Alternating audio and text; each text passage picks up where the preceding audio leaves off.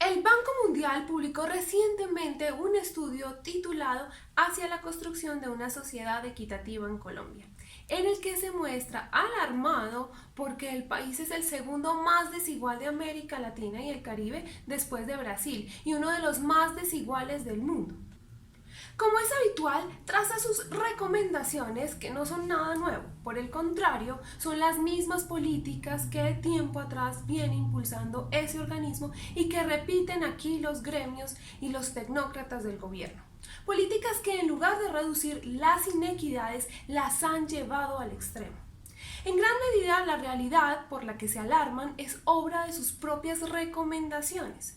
Desde cuando el Fondo Monetario Internacional y el Banco Mundial fueron creados en los acuerdos de Bretton Woods, por los días en los que los Estados Unidos emergieron como el imperio dominante tras la Segunda Guerra Mundial y convirtió esas instituciones en una especie de ministerio de colonias para imponer su dominación.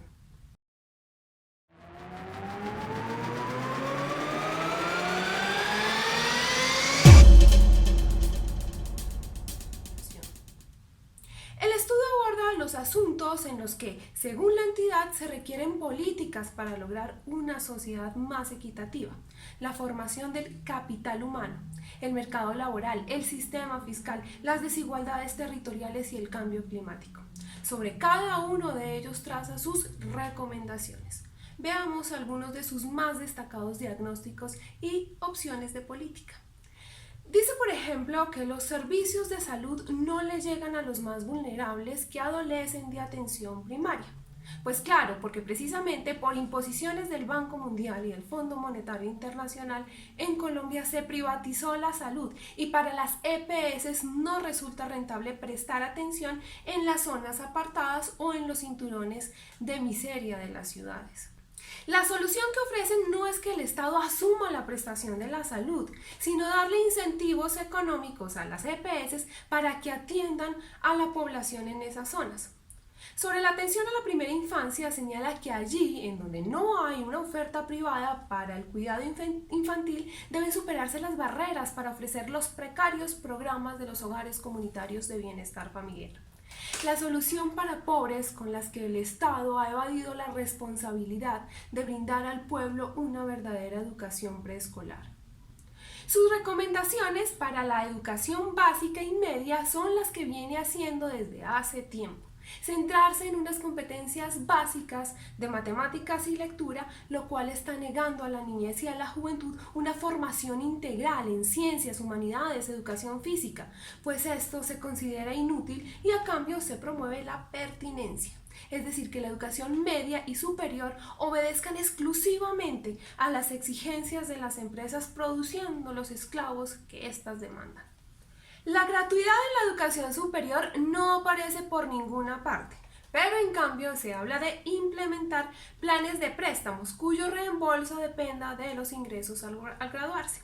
En cuanto al mercado laboral, sus políticas insisten en echar la culpa de las desigualdades y del desempleo a que el salario mínimo es muy alto y proponen que se cambie el método para establecerlo a través de la Comisión de la Concertación de Políticas Salariales y Laborales y el salario por horas. Miren ustedes.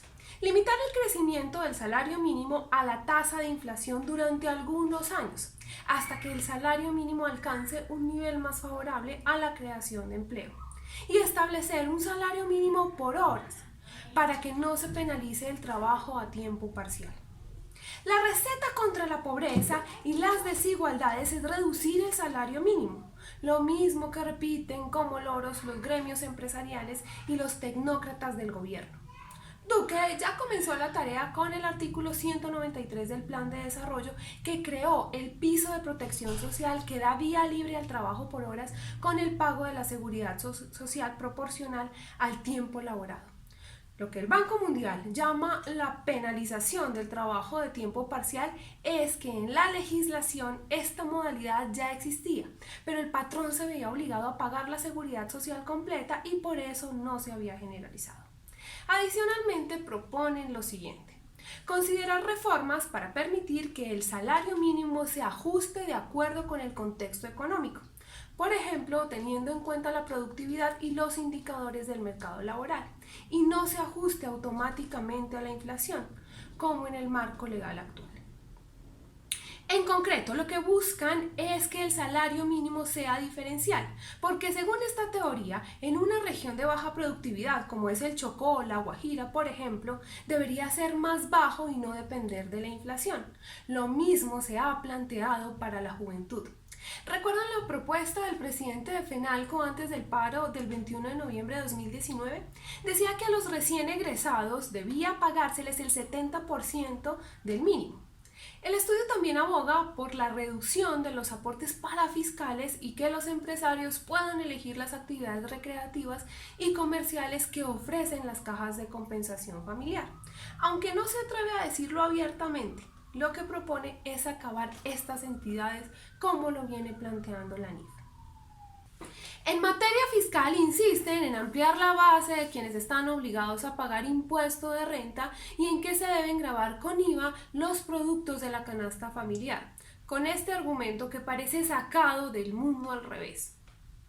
Las exenciones del IVA y las tasas reducidas generan una pérdida de ingresos que, en su mayoría, benefician a las personas de altos ingresos. Si hay un impuesto que beneficia a los ricos y afecta a los pobres es el IVA, pues, por ejemplo, al comprar una salchicha paga lo mismo un Luis Carlos Sarmiento que el vecino de un barrio marginal o de una zona rural. Otras recomendaciones es focalizar aún más los subsidios, porque según ese organismo las transferencias y los subsidios llegan a las personas vulnerables, pero una gran parte del gasto se filtra a personas de altos ingresos. Es lo que está haciendo Planeación Nacional con el llamado Sisben 4, con el que se les están quitando los subsidios a millones de colombianos, porque según el director del DANE, aquí es de clase media una persona que se gane más de 450.000 pesos mensuales. Esas ya son personas de altos ingresos. Cuando se habla de las grandes desigualdades regionales, debemos recordar que éstas se acentuaron con las privatizaciones de los servicios públicos. Por ejemplo, las telecomunicaciones. Llevar Internet a las regiones de la Amazonía y de la Orinoquía no es rentable para las empresas privadas que controlan ese negocio, lo que ha hecho que se rezaguen y que en las escuelas, si las hay, no tengan conectividad. Por eso, en esas zonas, miles de niños quedaron por fuera de la educación en estos años de pandemia. Entonces, le toca al Estado hacerse cargo, pero es que aparte se abudinean la platica para hacerlo, como acaba de suceder. ¿Hasta cuándo seguiremos bajo el coloniaje de estos organismos cuyas políticas son en buena medida causa de las calamidades de la nación? Bueno, hasta aquí este rompecabezas. No olviden suscribirse al canal y darle clic a la campanita de notificación para que cada vez que realicemos un video ustedes sean los primeros en verlo.